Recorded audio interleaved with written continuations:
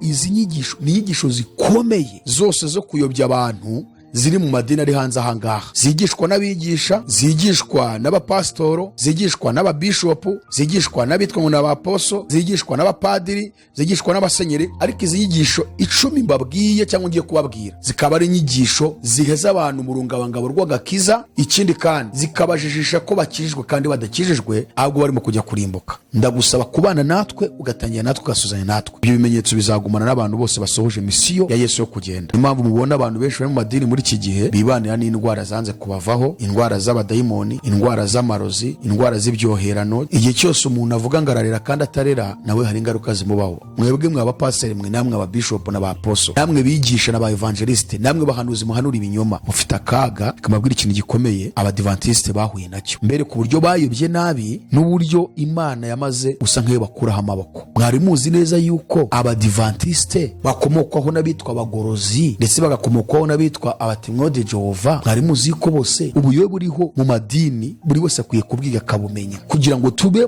mu gakiza tugasobanukiwe, tuve muri confusion twatejwe n'amadini twagiye tubamo. Niba uri umudivantiste ukaba uri umupantekote w'umunsi wa karindwi uvuga ngo nanjye nzakurikiza umunsi wa karindwi, ukaba uri muri abadivantiste basohotse idini y'abadivantiste ariko bakurikiza ibitabo bya Ellen G. White, ukaba uri umugorozi ubarizwa muri ya mitwe y'abagorozi, uracyabarizwa muri iki cyiciro cy'aba bantu tubonye. Rero ubwo kibarizwa ahangaha uzarimbuka. Iyi ni inyigisho y'ikinyoma ifite influence hano ku isi kandi yigaruriye abantu benshi. Abantu benshi bakaba barimo kwirukankanwa bajyanwa kurimbuka, nyamara bazi ngo barakijijwe. Murekure, rekura izo nyigisho zivemo, uva imbere yabo bigisha bakwigisha ibyo ngibyo. Tumenyekanisha ubuyobe buri mu madini, ibiganiro biteye imbere byose birakuremamo agakiza. Duhure hamwe twige tumenye Bibiliya. Ayaloni TV ni urubuga rukuri. Ayaloni TV, reba tangaza amakuru rurisha. Ayaloni TV. Reka twongere tukwifuriza amahoro y'Imana, wowe bana natwe kandi ugakomeza gufata umwanya wo gukurikira ubutumwa bwiza tugenda tukugezaho. Amahoro y'Imana akomeze kubana nawe, kandi reka dusuhuze inshuti zacu zakadasohoka muri hirya no hino mu bihugu bitandukanye, yaba abanyarwanda ndetse n'abarundi, ndetse n'abandi bose bumva ururimi rw'ikinyarwanda n'abavuga indimi zishamikiye ku rurimi rwacu rw'ikinyarwanda. Mwese tubasha kumvikana. Buriya nta kintu cyiza nko kuba tubasha kumvikana mu byo tuvuga. Turabasuhuje rero kandi dukomeza kubifuriza umwaka mushya muhire wa 2024 kugira ngo Imana iba bikwiriye byose. Uyu munsi rero turashimira Imana kuko yongeye kutwemera kugaruka kugira ngo dukomezanye twigane ijambo ry'Imana, turebe ibihe duhagazemo byo mu minsi y'imperuka, tumenye ibirimo gukorerwa muri iki gihe cya none mu kinyejana cya 21 turimo, kinyejana kibi cyane. Navuga ngo kiruta ibindi binyejana byose byatambutse, kuko ni ikinyejana Antikristo ari gukoreramo vuba na vuba ku muvuduko mwinshi, akorana n'ubutegetsi buri hano muri iyi si, akorana n'imiryango iyi ngiyi ikorana Satani mu buryo bw'ibanga, ariko tubona ibikorwa bimwe na bimwe ifite hano muri iyi si. Iyi miryango duhora tubabwira, ndetse n'amadini, icyo bita religion, na Satani marakoreramo cyane, ndetse n'umukozi we Antikristo. Kanyuma kandi arakorera muri tekinoloji, umuvuduko mwinshi w'ikoranabuhanga, cyane kangaho afite umusaruro mwinshi nk'uko muzi tumaze igihe turimo kubibabwira, kari naho agiye gufatira ibitekerezo by'abantu kugira ngo abayobore. Abantu bakaba bagiye guhindurwa amarobo, kandi Imana yaremye umuntu ari umuntu koko. Rero bazahindurwa amarobo binyuze muri tekinoloji, cyane muri ka kantu bazanye mu buryo bwa politike y'isi ya Satani, bavuga ngo ni information technology. Information technology ni icyo bita microchip, gufata serivisi zose wifuza muri iyi si ngo bakazishyira muri ako kantu kugira ngo bijye bikorohera kuzihabwa. Ariko intego nta yindi, ni uburyo kugira ngo babashe kuyobora ibitekerezo byawe kandi ni uburyo kugira ngo abantu babashe gushyirwaho ikimenyetso cy'umubare 636 abantu babashe kuramya inyamaswa binyuze mu bikorwa bibi babakoresha.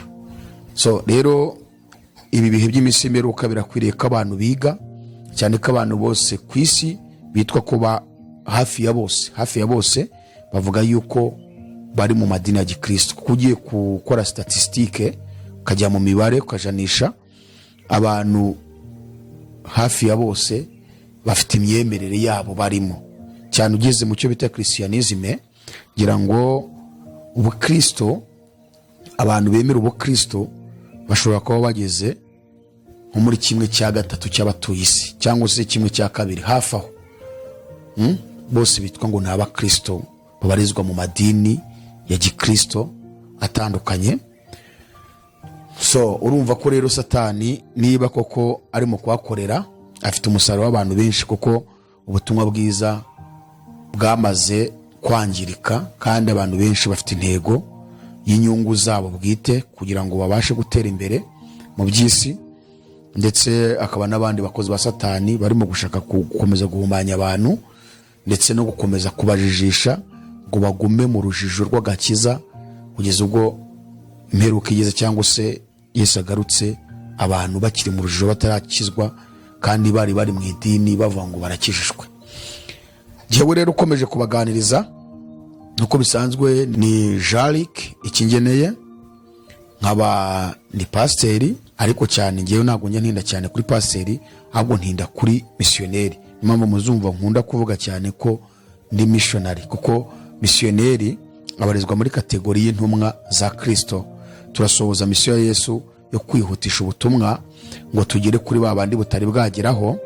Hari n'abanyamadini bakomeje kwizirika ku idini ariko bakaba batazi ubutumwa bwiza.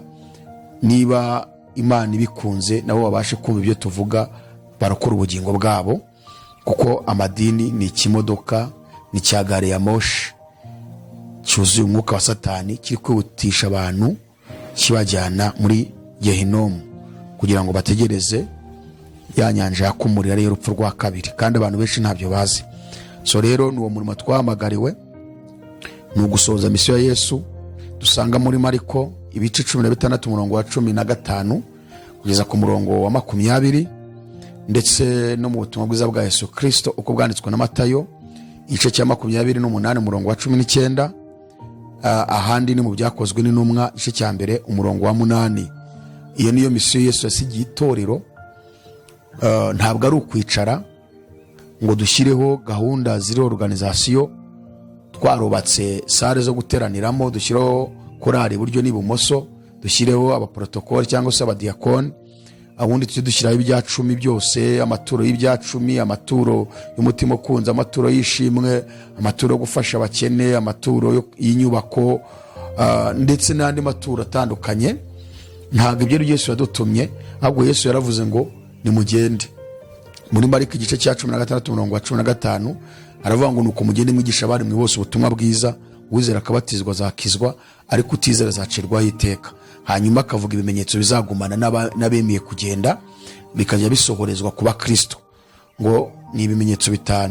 Yaravuze ngo icya mbere bazavuga indimi nshya, cya kabiri bazirukana abadayimoni mu izina ryanjye, cya gatatu bazafata inzoka, icya kane kandi niba nka n'ikintu cyose cyica nacyo kizabatwara na hato, cya gatanu avuga ngo bazarambika ibiganza ku barwayi bakiri.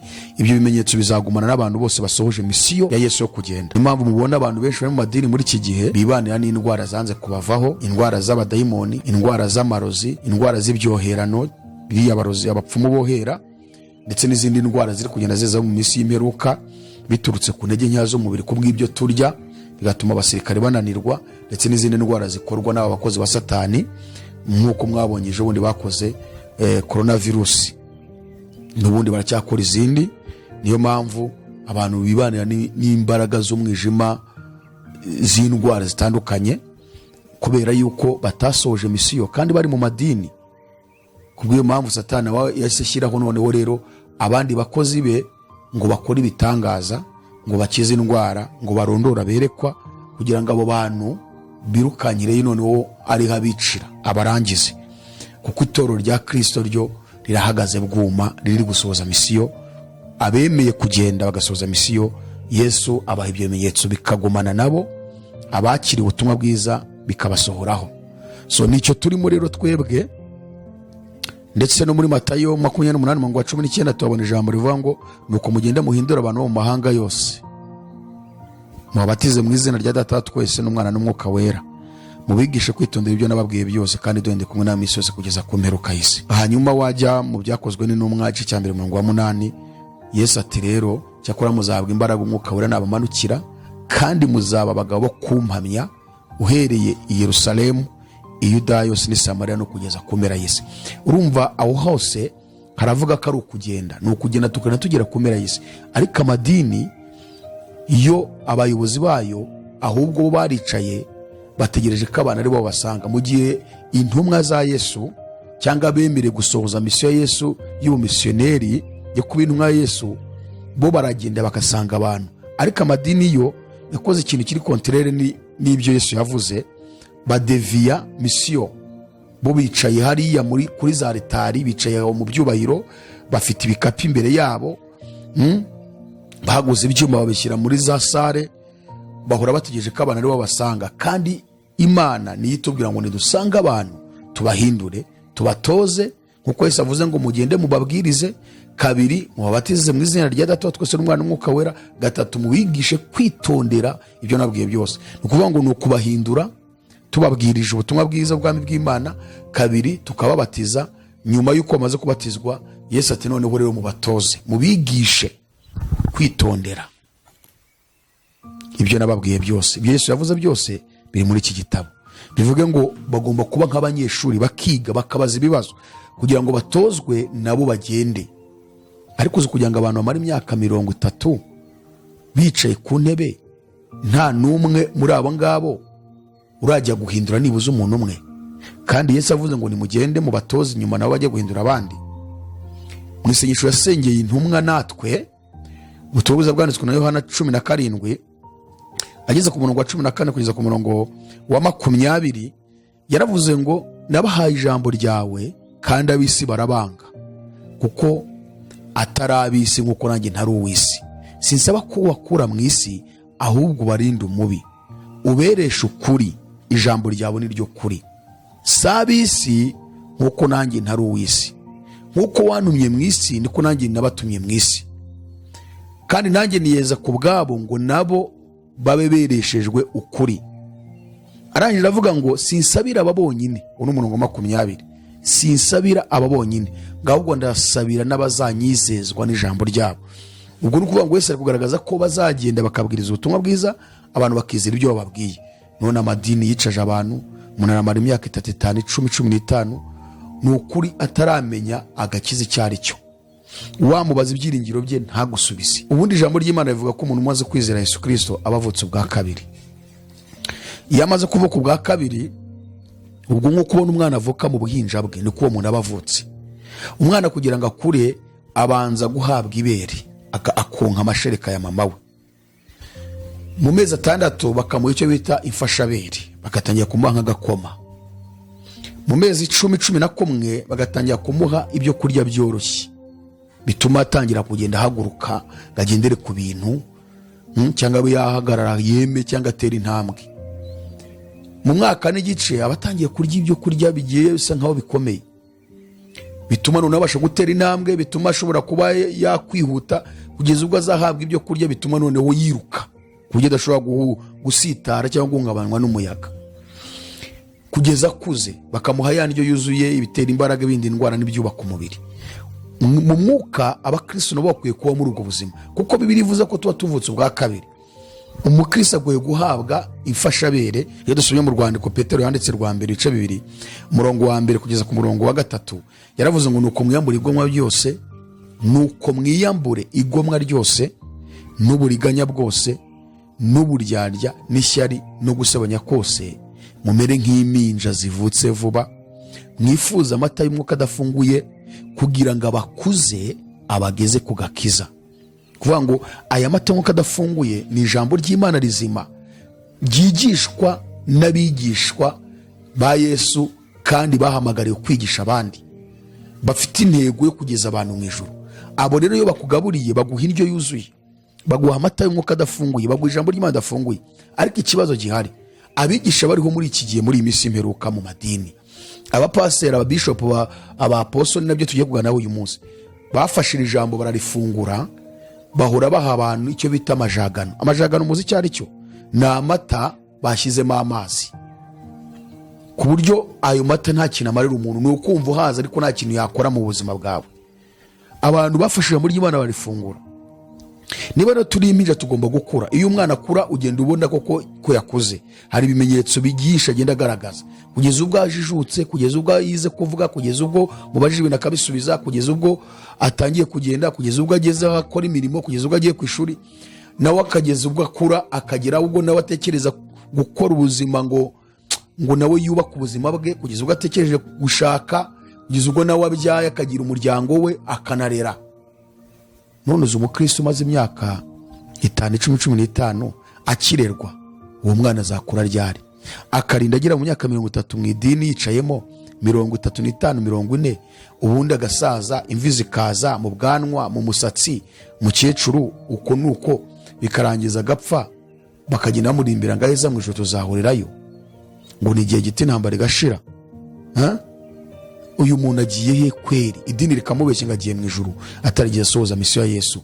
Yatangiye ari uruhinja, arinze apfa akiri uruhinja, nta by'ijambo ry'Imana azi. Kandi ngo buri munsi yicarga imbere y'intebe ya pasiteri, imbere ya penetesi ya padiri muri penetesi, cyangwa padiri abigisha imbere ya musenyeri, mu myaka 5, 10, 15 atazi ibyiringiro by'agakiza. Nta muntu n'umwe ashobora kubwiriza ubutumwa bwiza. Kandi Yesu yavuze ngo tumaze kwizera tugakura, tugende tubwiriza abandi, tubahindure, tubatoze, nabo bagende. Reka mabwire, abantu benshi bazisanga muri gihe no mu bari bazi ngo bari barakejwe ngo bemewe n'Imana. Igihe cyose umwana atumvira umubyeyi, hari ingaruka zimubaho. Igihe cyose umuntu avuga ngo ararera kandi atarera, nawe hari ingaruka zimubaho. Mwebwe mwe abapasiteri, mwe namwe ababishopu n'abaposo, namwe bigisha n'aba evangeliste, namwe bahanuzi muhanura ibinyoma, mufite akaga, yabahindutse muzabona ibyago. Nababwira ngo mugarukiraho, muhindure ubutumwa bwiza. Abahanuzi muhanura ari uko Imana yavuze, kuko ntabwo ari Imana ibakuvuga. Mwizi imitwe myinshi yo kugira ngo murebe ko mwabona imibereho. Uyu mwaka Imana ifite ikigiye gukorera abantu bagiye bayivangira. So rero n'uwo murimo turimo twebwe, nari nkivuga, ndi umwigisha w'ijambo ry'Imana, mvuga ubutumwa bwiza bw'ami bw'Imana, twandika ibitabo ku birebana n'agakiza. Akaba ari nayo mpamvu dufite igitabo cyitwa Ukuri Nahishwe. Ushobora kwibaza ngo kuki cyitwa Ukuri Nahishwe? Ukuri wahishwe ni ukuhe? Iryo dini ryawe barizwamo rishobora kuba ryaragwishe ukuri, pasiteri bishop akaba yaragwishe ukuri, cyangwa nawe atakuzi. Hari ukuri kuri muri iki gitabo wahishwe. Kuko iki gitabo kigizwe n'inyigisho zitwa eschatology, cyangwa se inyigisho z'ibihe by'iminsi y'imperuka. Niba ushaka kumenya iminsi turimo, ugasobanukirwa imikoro antikristo mu madini, ugasobanukirwa imikoro antikristo muri za leta zo mu bihugu, ugasobanukirwa imikoro antikristo muri tekinoloji, ugasobanukirwa imikoro antikristo mu birebana n'ivugabutumwa riri hanze ahangaha n'abahanuzi n'abigisha, ugasobanukirwa iyi saha igeze mu gitabo cy'ibyahishuwe. Twari igitabo cyitwa Ukuri Nahishwe. Iki gitabo twasobanuye ibihe tuhagazemo, uburyo isi igeze ku iherezo. Kigizwe n'ingingo 12, kikaba gifite page 108 ku birebana na eschatology, inyigisho z'iminsi y'imperuka. Aha rero twasobanuyemo ibyahishuwe. Ingingo ya mbere twasobanuye kugaruka kwa Yesu. Kugaruka kwa Yesu twaragusobanuye cyane. Abantu bakwiye gusobanukirwa ibyiringiro byabo bikaba byuzuye, uwo mwizeye kuko azagaruka. Ese mu kugaruka kwe bizagenda gute ukabimenya? Ingingo ya kabiri twasobanuye imikoro ya antikristo mu bihe bitatu. Antikristo ninde? Antikristo ni iki? Twasobanuye antikristo wari we, kuko iyo uvuze ijambo antikristo ririmo amagambo abiri, harimo anti hakabamo na kristo. Iyo wavuze anti washatse kuvuga uhakana, cyangwa se uwishyira mu cyimbo, cyangwa se urwanya. Ushobora kwibaza ngo urwanya, uhakana, ushyira mu cyimbo cyande, ushyira mu cyimbo cya Kristo. ntibavuze anti, ahakana Kristo, yishyira mu cyimbo cya Kristo, ndetse arwanya Kristo. Buri antikristo twasobanuye ibihe yagiye akoramo. Igihe cya mbere kuva mu kinyejana cya mbere kugeza mu kinyejana cya 19 nyuma y'intambara ya kabiri isi yose yarangiye muri 1945 mu 1945. Twongera kwerekana igihe cya kabiri, imikorere ye uko yatangiye gukora nyuma y'intambara ya kabiri isi yose nuko ari gukora uyu munsi kugeza itorero rikuye mu isi. Hanyuma twongera kwerekana nanone igihe cya gatatu azakoramo nyuma y'uko itorero rivuye mu isi. Azakora ate? Twasobanuye abana ari kwifashisha, intwara ari kwifashisha, uburyo ari kwica abantu benshi, inzira zose ari gucamo kugira ngo amara abantu. Niba ushaka kumenya ibyo bintu rero, umenye n'idini wicayemo, soma igitabo cyitwa Ukuri n'Ahishwe. Ingingo ya gatatu twasobanuye itorero rikuye mu isi ahantu rizanyuzwa, cyo bita gupimirwa imirimo. Twasobanuye gupimirwa imirimo ku itorero, ninde uzayipima, igipimo azakoresha ni ikihe, rizaba rirahagana he. Muri kitabo Ukuri n'Ahishwe birimo. Ahangaha twase dusobanura igice cya 19 cy'ibyahishuwe. Hanyuma ingingo ya 4 twasobanuye ibirebana n'ubukwe bw'umwana w'intama. Nabwo dusobanura igice cya 19 kuva ku murongo wa 7 kugeza ku murongo wa 9. Ubukwe burahari se cyangwa ni buhari? Bibiliya ni kwivuga ko ubukwe buhari, kuko umurongo wa 7 bavuga ngo tunezerwe, twishime, tuyihimbaze, kuko ubukwe bw'umwana w'intama busohoye, umugeni akaba yiteguye, kandi ahaye kwambara umwenda w'igitare mwiza w'abageni utanduye. Umwenda w'igitare mwiza niyo mirimo yo gukiranuka yabera. Arambwira ati andika uti we none hahirwa abatorewe ubukwe bw'umwana w'intama, kandi ati ayo ni amagambo y'ukuri kw'Imana. Imana irarahira ko ubukwe bw'umwana w'intama buhari kandi hahirwa babutorewe. Twarabisobanuye mu byahishuwe. Ingingo ya 5 twasobanuye ibirebana n'intambara ya Harimagedoni. Aha twase dusobanura ibyahishuwe igice cya 14 kuva ku murongo wa 14 kugeza ku murongo wa 20. Dusobanura igice cya 16 cy'ibyahishuwe kuva ku murongo wa 12 kugeza ku murongo wa 21, urwabye rwa 6 marayika wa 6 azamena, ndetse n'urwabye rwa 7 marayika wa 7 azamena, cyangwa se icyago cya 6 n'icyago cya 7.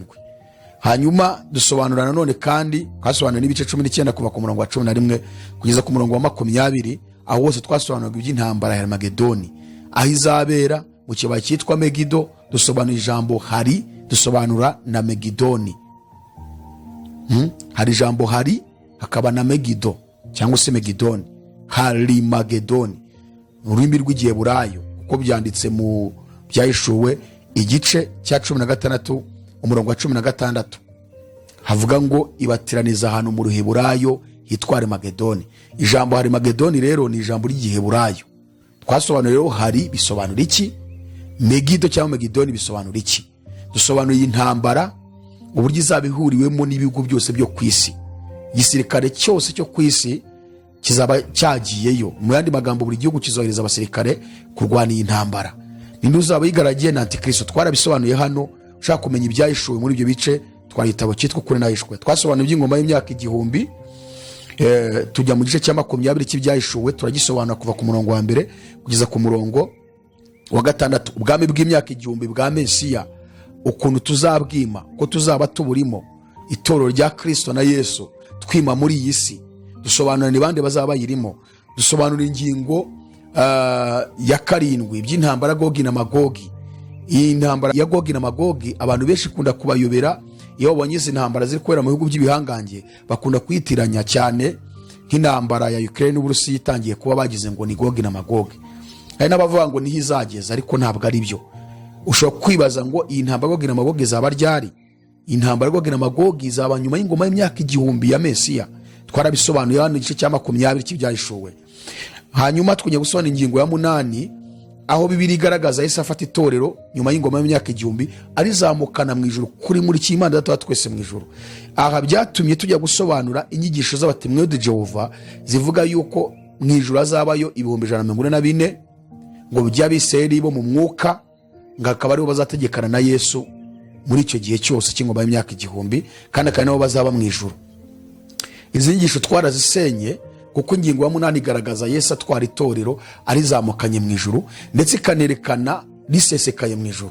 Twasobanuye ibyahishuwe igice cya 7 kuva ku murongo wa 9 kugeza ku murongo wa 18. Yohana yerekwa bahuwe Yesu bageze mu ijuru.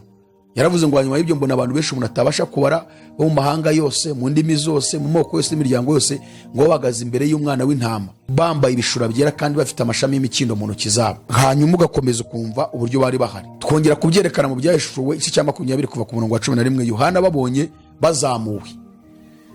Hanyuma rero iyo ni ingingo ya 8 aho twasobanuye duse inyigisho z'abatumwa de Jehova, tujya gusobanura 144 byose biri mu gitabo cyitwa Ukuri Nahishwe. 144 bivuga mu gice cya 7. So ingingo ya 9 twasobanuriye ibirebana n'umuzuko w'abanyabyaha ndetse n'urubanza ku bazazuka ku muzuko wa kabiri, kuko hari imizuko ibiri, umuzuko w'abakiranutsi n'umuzuko w'abanyabyaha. Uyu muzuko w'abanyabyaha twasobanuye uzaba ryari, tujya gusobanura urubanza bazinjizwamo ninde uzaruca. Aha duhita tunasobanura ko itorero nta rubanza ritegereje, ahubwo urubanza muri iki gihe rurahari, urukiko ruhari. Yesu ari mu nzu y'urukiko mu ijuru, ategereje abantu bose ko bitaba bagacirwa urubanza. Yesu nka avoka, nk'umuvugizi, akatuvugana akadusaba imbabazi. Nyuma y'uko rero urubanza rurangiye muri iki gihe, Yesu yahagurutse ku ntebe y'imbabazi, abandi bose urubanza bazakatirwa ku muzuko wa kabiri ni urwo kurimbuka, ushyirwa mu nyanja yakumwe n'amazuko. Rero iki nicyo gihe Imana yaduhaye, kanagaye watijwe natijwe, kugira ngo twese twinjizwe mu rukiko, ko Yesu yicaye mu rukiko mu ijuru ahera cyane iruhande rwa Se, kugira ngo atuvuganire. Kuko Imana ni umucamanza mukuru, Yesu akaba avoka, ijambo ry'Imana n'umushinjacyaha wari dushinja ko turi abanyabyaha kuva muri kavukire yacu muri Adamu, kubw'icyo Adamu yakoze. Hanyuma umwuka wera akaba umugenzacyaha. Ibi twarabisobanuyemo aha ngaha. Ingingo ya 10 twerekana noneho igihe urubanza ruzaba rurangiye, ko twerekanye ni bande bazaruca, ni Yesu n'itorero. Bazaba barucira abande, abanyabyaha bose bazazuka ku muzuko wa kabiri. Ingingo ya 10 rero twerekana ko nyuma y'urubanza Yesu azafata noneho itorero ry'akaryinjiza mu murwa wera Yerusalemu nshya. Uyu murwa twagaragaje amazina yawo ageze mu 8, urabisanga mu gitabo Ukuri Nahishwe. Ingingo ya 11 tuvuga igitaramo gikomeye kizabera mu ijuru, tugasobanura Ibyahishuwe igice cya 14 kuva ku murongo wa 1 kugeza ku murongo wa 6, ndetse tukerekana Ibyahishuwe ibice 15 kuva ku murongo wa 2 kugeza ku murongo wa 5. Yohana abona itorero rihagaze ku nyanja y'ibirahure turi kuririmba, tukerekana indirimbo bazaririmba, kuko hazaba ari korari enye: korari y'abanyamahanga cyangwa se itorero ry'abanyamahanga, korari itorero ry'Abisiraheli, korari y'Imana Data wa twese ndetse na Yesu, na korari y'ibizima bine n'abakuru n'abamarayika. Izo ni korari enye z'abaziririmba, kandi Bibiliya irabigaragaza, twarabyerekanye mu Byahishuwe. So ingingo rero ya 11 ni icyo gitaramo kizabera mu ijuru, kizaba kirimo izo korari enye. Ingingo ya 12 nuko Yohana abonye Yerusalemu nshya imanuka, uwo murwa noneho tumanukamo turimo, uzanywe mu isi nshya n'ijuru rishya Imana izaba yaremye, nk'uko isi ya mbere n'inyanja ya mbere byari bitakiriho byashize. Hanyuma Yohana abona umurwa wa Yerusalemu. Byahishuwe 21 nibo twabyigishije tubisobanura, igice cya 22 twerekana none icyo bita kubaho ubugingo bw'iteka, mirere na mirere, ubuziraherezo. Twerekana ubuzima buzaranga abazabaho muri ibyo bihe nk'uko Ibyahishuwe bivuga. Rero iki gitabo gikeneye, duhamagare, reba nimero zacu aho ngaho hasi muri screen yawe aho urimo gukurikiranira ikiganiro, korama aho ngaho muri description urasangamo nimero zacu. Harimo nimero 3, yaba iya mbere, ya kabiri, ya gatatu. Wowe utwandikire cyangwa uduhamagare utubwire i Kigali niho biri, ahitwa Batsinda, aho uri wose kikugeraho. Waba uri mu ntara urishyura tukagiye imodoka ikakizana. Hanyuma rero waba uri muri Amerika, mbega imigabane yose ku isi baragitwara rwose. Muri Amerika, za Australia, Aziya, Uburayi, kiragenda cyane hose turakijyana, kandi iposita y'igihugu cy'u Rwanda niyo idufasha kucyohereza.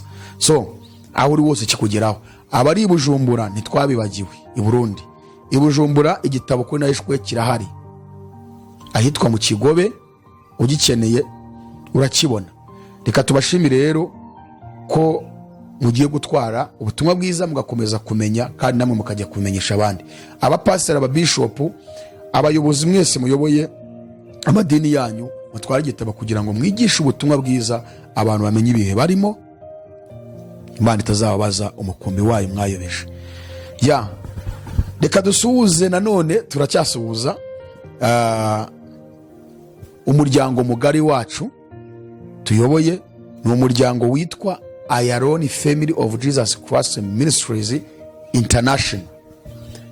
Akaba ari umuryango cyangwa ni minisiteri ihari ikora kandi yujuje ibyangombwa byose. Ni abantu bari hirya no hino bari gutozwa, kandi hamaze kuboneka benshi batangiye kuba intumwa za Yesu, bamaze kumenya neza ukuri kw'ijambo ry'Imana, bamaze no gusobanukirwa misiyo Yesu yasigiye itorero, bakaba bamwe biyemeje guhaguruka. Dufite gahunda yo gutangira kuzenguruka isi, dukora ibiterane, twinjira urugo ku rundi, ndetse tugakora amasemina. Byaba ngombwa n'abo bayobozi b'amadini bakaza, tugakora semina y'ibiganiro mpaka ku birebana n'imyemerere ndetse no ku birebana na misiyo y'itorero ku isi, kugira ngo tubereke uburyo badeviye misiyo y'itorero, hanyuma niba bemera bahindure, bavuga ubutumwa bwiza nk'uko Yesu yatubwiye, bagendeye mu murongo wa nyawo Bibiliya itubwira. So rero tushaka gukoresha ibitaramo bikomeye, amasemina mu Rwanda, za Burundi, Tanzania, Kongo, mbega ibihugu bya Afurika, za Zambia, za Mozambique, za Malawi, za Burkina Faso, za Centrafrique, za South Africa, aho hose tushaka kuhagira hose, kuko dufite aba members nibo bazaba bategura, kuko bahamenyereye. Hanyuma tugire bamwe duhagurukana tugende, abari mu Burayi, mu bihugu bitandukanye, Amerika, za Australia, za Aziya, abo bose nibo bazaba bategura gahunda y'aho tugomba kuza n'aho tugomba gukorera. Iyo ni gahunda ihari. Iyi ministeri duhagurukiye, cyangwa turimo icyo bita Reforme de l'Eglise. Turimo kwerekana ubutumwa bwiza uko bwakabaye buvugwa, turerekana misiyo ya Yesu yo kujyana ubutumwa uko byakabaye bikorwa. Hanyuma abantu bose bifuza ko twiyungaho, bakaba bashaka kugendera mu murongo w'ijambo ry'Imana, ntabwo bahezwa niba koko baje bataje guhangana cyangwa bashaka bya byubahiro. Twebwe duciye bugufi, twiyemeje gukoreshwa n'umwuka, twiyemeje gukoreshwa n'Imana. Uze wiyemeje ko ugomba gutuza, ukabanza ukiga, ugasobanukirwa, hanyuma tugahagurukana tukajya kwamaza ubutumwa bwiza. Kandi wiyemeje no gukoresha ubutunzi bwawe, amafaranga yawe, ubwenge bwawe, imbaraga zawe, kuko tuzajya dutega indege, tuzajya dutega amamodoka tujya mu bihugu bya kure, tuzajya dufasha abakene n'imfubyi, tuzajya twinjira mu ngo z'abantu. Nidusangayo umurwayi wabuze amafaranga yo kumujyana kwa muganga, tumujyaneyo. Gutyo nubwo buryo tugiye gukora, tuvuga ubutumwa, tunakora, kandi dukoresha ubutunzi bwacu. So umuntu ushaka ko twiyungaho rero ni karibu, urakaza neza. Urareba n'ubundi aho ngaho muri description ya Ayaloni, aho ngaho uri kurebera ikiganiro, urakoramo urebe hasi mu magambo arebana n'intego za Ayaloni TV. Urebe hasi y'iyo ntego, urasangamo link ya WhatsApp, ukoremo, turakwakira, utujeninge, ko tugira amateraniro y'iminsi no mu cyumweru abera online. Ni amateraniro aho twiga Bibiliya, turi mu cyo bita Bible study. Abantu bakabaza ibibazo ku birebana n'agakiza, ku birebana n'imyemerere, ku birebana na Bibiliya, mbega ikibazo cyose ufite ku birebana n'ukwemera kwawe, ndetse n'ibyo ubona mu isi, yaba ibirebana na politike, ibirebana byose. Ikibazo ufite ukwiye kubaho ukorera leta kandi ukaba ukijijwe, mbega ibi byose niho abantu babariza, kandi abantu barimo kugenda bakora mu ijambo ry'Imana. Tugiye amateraniro rero iminsi ine mu cyumweru. Iyo wiyemeje kuza nuko ugomba kuyabonekamo. Iyo uzi ko utazabonekamo, byihoreye wikwiriye gujoyininga.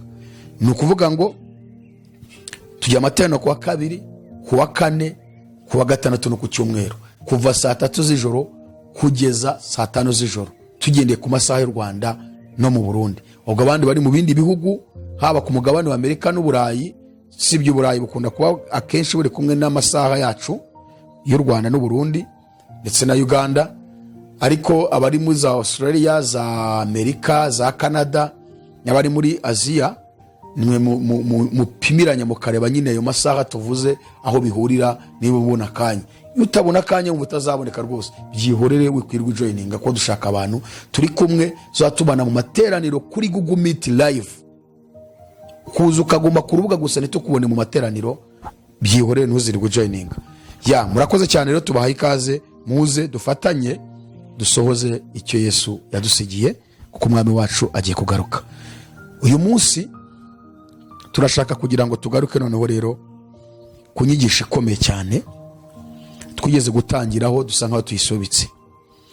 ku nyigisho turashaka kugira ngo tubereke inyigisho zigeze ku 10 zigishwa n'abigisha batandukanye, zikigishwa mu madini, rimwe na rimwe zikaba zigishwa n'abigisha bari international cyangwa babandi babaye abastari bakomeye ku isi bakurikirwa ku mateleviziyo mpuzamahanga, ndetse n'abandi bari mu bihugu bitandukanye nko mu Rwanda ni Burundi cyangwa se hano za Uganda, za Kenya, za South Africa, bazwi bafite za mega churches. Usanga ari wa muntu ufite abantu barenga 20,000, 10,000, 5,000, ariko basanga inyigisho yigisha nta butumwa bwiza burimo. Dushaka rero kubereka inyigisho zigeze ku 10 abantu bibeshyeho, abantu mu madini babeshywe yuko ari ubutumwa bwiza kandi atari ubutumwa bwiza, ahubwo ari inyigisho zo kubaheza mu rungabangabo rw'agakiza no guhora mu rujijo rw'agakiza kugeza igihe bamwe bapfiriye bakagenda barimbutse, cyangwa se bakazira turuva Yesu agarutse batazi by'agakiza, Yesu agacyura itorero bo bakaba barimbuka. Niyo mpamvu tugiye kubereka izi nyigisho, ni inyigisho zikomeye mu kurimbuza abantu no gutuma abantu babaho mu rujijo rw'agakiza. Ndagusaba kubana natwe, ugatangira natwe, ugasuzanya natwe. Ndabanza nzivuge hanyuma ntangire mbigishe buri nyigisho. Inyigisho ya mbere ni inyigisho ishingiye ku mategeko. Inyigisho ya kabiri ni ubuntu cyangwa se ubuntu butangaje. Inyigisho ya gatatu ni inyigisho zishingiye ku kwizera guhesha ubutunzi bw'iby'isi, ku buryo nyine bakwigisha inyigisho zo kwizera ugahabwa iby'isi. Iyi nyigisho byaratunaniye kuyivuga neza mu Kinyarwanda, iri mu Cyongereza, ni inyigisho zitwa prosperity gospel. Hanyuma inyigisho ni inyigisho ishingiye ku bitangaza by'Imana, ibitangaza Imana ikora, mbega nko gukiza indwara, kwirukana abadayimoni, guhagurutsa ibirema, ibyo byose nyine. Inyigisho ya gatanu ni inyigisho ishingiye ku mbaraga z'Imana. Ushobora kwibaza ngo inyigisho ishingiye ku mbaraga z'Imana yabamo ubuyobe gute? Tuzabibereka. Inyigisho ya gatandatu ni inyigisho irebana na deliverance. Iyi deliverance tuzayitindaho cyane. Inyigisho ya karindwi ni inyigisho ishingiye ku bitabo, ku buryo usanga umuntu wo gusoma Bibiliya wigisha abantu ashobora gufata ukwezi kose ari gusomera abantu igitabo runaka yaguze, akaba ari cyo akomeza kubwira abantu. Gishobora kuba cyaranditswe n'umuntu w'Imana, cyangwa kikaba cyaranditswe n'umusatanike, abakozi ba Satani bandika ibitabo, urumva bikubiye mu bwiru bwabo, ariko bukeya nabwo butuze ko bashyiramo ubwiru bukeya, ubundi ibindi bakabisha. Akaba yakigura, akaba ari cyo akomeza kwigisha abantu, abereka ngo ibikora ya Satani yabo bantu banditse ngo byarahishuwe, kandi wabyanditse nawe n'umukozi wa Satani. Urumva rero ntabwo Satani yakwimena inda, ahubwo n'utuntu duke yatanga. None ugasanga uwo muntu yabuze icyo gitabo, nicyo ari kwigisha abantu, agisoma abereka. Rimwe na rimwe ugasanga Bibiliya ntabwo ayisoma. So iyo ni inyigisho rero ya karindwi. Inyigisho ya munani ni inyigisho y'abatemwe de Jehova. Inyigisho z'abatemwe de Jehova tuzababwira ibinyoma bigeze nko kuri 7 abatemwe de Jehova bigisha. Inyigisho ya 9 ni inyigisho y'abantu bitwa ngo ni Ababuranamu. Ababuranamu, inyigisho Ababuranamu bigisha ni izihe bigisha Ababuranamu. Inyigisho ya 10 ni inyigisho ishingiye cyangwa se inyigisho zigishwa n'Abakatolike. Tuzerekana inyigisho idini y'Abakatolike bigisha, inyigisho z'ubuyobe, inyigisho mbi cyane zo kuyobya abantu. Kandi idini Katolike rimaze kugira abantu barenga miliyari. Mumva abo bantu rero kuntu ari benshi bagiye kuzarimbuka. Murumva icyo kibazo gihari, bo bose bagiye kuzarimbuka. So rero turashaka kugira ngo tugaruke aho hantu duhereye ku nyigisho ya mbere. Ni inyigisho mbasomeye zose zo kuyobya abantu ziri mu madini ari hanze ahangaha, zigishwa n'abigisha, zigishwa n'abapasitoro, zigishwa n'ababishopu, zigishwa n'abitwa ngo n'abaposo, zigishwa n'abapadiri, zigishwa n'abasenyeri. Ariko izi nyigisho 10 mbabwiye cyangwa ngiye kubabwira zikaba ari inyigisho ziheza abantu mu rungabangabo rw'agakiza, ikindi kandi zikabajijisha ko bakijijwe kandi badakijijwe, ahubwo barimo kujya kurimbuka. Ndazisubiramo zisoma neza: inyigisho zishingiye ku mategeko, inyigisho zishingiye ku buntu, inyigisho zishingiye kuri prosperity gospel, inyigisho zishingiye ku bitangaza, inyigisho zishingiye ku mbaraga z'Imana, inyigisho zishingiye ku bitabo, inyigisho z'abatimwe de Jehova, inyigisho z'ababuranamu ndetse n'inyigisho z'abakatolike. Turahera rero ku nyigisho zirebana n'amategeko. Inyigisho irebana n'amategeko ni bande bayigisha? Ubundi inyigisho zishingiye ku mategeko, iyo tuvuze amategeko dushatse kuvuga cyane ari amategeko 10 Mose yahereye ku musozi witwa Sinayi mu gitabo cyo kuva ibice 20 kuva ku murongo wa mbere. Ni amategeko 10. Izi nyigisho tuzi ko zahawe cyangwa se aya mategeko yahawe ishyanga rya Isiraheli. Imana yohereje marayika wayo, marayika yaha Mose mu biganza bye, Mose ashyira Abisirayeli munsi y'umusozi wa Sinayi aho bari bakambitse ubwo bavaga mu Misiri bajyanywe i Kanani. Izi nyigisho rero tuzi ko zahawe abayuda cyangwa se abayahudi. Ijambo ry'Imana tubwira ko amategeko n'ibyahanuwe ngo byabayeho kuva kuri Mose kugeza kuri Yesu, kandi bikatubwira ko byahawe Abisiraheli. Ariko biriko kikatubwira ko amategeko n'ibyahanuwe ari byo bibarizwa mu kintu cyitwa isezerano rya kera. Ni ukuvuga ngo amategeko, ibyahanuwe, Bibiliya ibyita amazina 3. Icya mbere byitwa igicucu cy'umubiri wa Yesu. Icya kabiri bikitwa ishusho y'umubiri wa Yesu. Icya gatatu bikitwa umushorera utugeza kuri Kristo, cyangwa se mu Kirundi ho baravuga ngo ni umurezi. Kuvuga ngo amategeko n'ibyahanuwe ni nk'umuboyi, umuyaya, umukozi wakoreraga uwayatumye. Yari umurezi, yareraga abantu kugira ngo abageze kuri papa wabo cyangwa se ari we Yesu Kristo cyangwa Data twese. Iyo dusomye mu rwandiko rwandikiwe Abakolosayi, Pawulo yandikiye Abakolosayi, reka dusome igice cya 2. Igice cya 2 Abakolosayi 2 umurongo wa 16 haravuze ngo, Abakolosayi 2:16, nuko rero ntihakagire ubacira urubanza kubw'ibyo murya cyangwa ibyo munywa cyangwa kuby'iminsi mikuru cyangwa kubwo kuziriza imboneko z'ukwezi cyangwa amasabato. 17, kuko ibyo ari igicucu cy'ibizaba, naho umubiri wabyo ufitwe na Kristo. Ni ukuvuga ngo ibintu byose birebana n'ayo mategeko y'imihango yose byari igicucu cy'ibizaba, ariko umubiri wabyo ukaba ufitwe na Kristo. Ngo ni igicucu cy'umubiri wa Kristo. Yewe Bibiliya irongera ikagaruka tubwira neza yuko byari n'umushorera. Mu Kirundi ngo byari umukozi, byari umushorera utugeza kuri Kristo, byari umurezi urerera Kristo. Aho ni mu Kirundi. Abagalatiya ibice 3 umurongo wa 23 cyangwa reka mbere 21 haravuze ngo, mbese ubwo bibaye bityo amategeko arwanya amasezerano y'Imana ntibikabeho, kuko iyaba harabayeho amategeko abasha kubeshaho abantu gukiranuka kuba kwaraheshejwe nayo. Ariko ibyanditswe bivuga yuko byose byakingiraniwe gutwarwa n'ibyaha, kugira ngo abizera bahabwe ibyasezeranijwe babiheshejwe no kwizera Yesu Kristo. Kugira ngo abizera bahabwe ibyasezeranijwe babiheshejwe no kwizera Yesu Kristo. Ushobora kwibaza ngo ibyasezeranijwe ni ibihe? Byasezeranijwe ni ubugingo buhoraho ndetse n'umwuka wera.